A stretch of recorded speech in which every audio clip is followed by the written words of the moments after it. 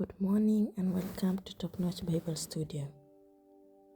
Today's word comes from the book of Isaiah 40 verse 31, and it says, "But they that wait upon the Lord shall renew their strength. They shall mount up with wings as eagles.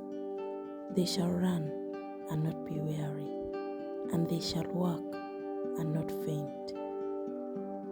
Sometimes you reach a point where you whisper, "Lord, I'm tired." You've prayed, you've waited, you've cried, and nothing seems to move on. You smile in public, but deep down you are hurting. Deep down you are exhausted. If that's you today, this prayer is for you, because even when you are tired, God hasn't given up on you. God hasn't forgotten you. God hasn't forgotten your tears. He wipes them away. Anytime you cry, anytime you are hurting inside, God is watching you. Don't give up, because God is always there for you. The Bible says in Isaiah 40:31 that those who wait on the Lord will renew their strength. It means even when you are weak, God's strength can still carry you. His love doesn't fade when your faith is shaky. His hands are still holding you, even when you feel like letting go. Heavenly Father, I come before you, weary and worn out. My heart is heavy and my strength feels gone. But Lord, I still believe you see me. Even in my weakness, you are strong. Even in the times that I feel that like no one is with me, you are still by my side. You never leave me. You never forsake me. You never abandon me. Lord, I'm tired of trying to fix things on my own. I'm tired of pretending to be okay when I am not. Even when I'm hurting inside, Lord, you always stand by my side. But even in my tiredness, I choose to trust you, Lord. Don't give up on me, O Lord. Breathe new life into my spirit again, O Lord. Because sometimes I feel that I'm dead inside.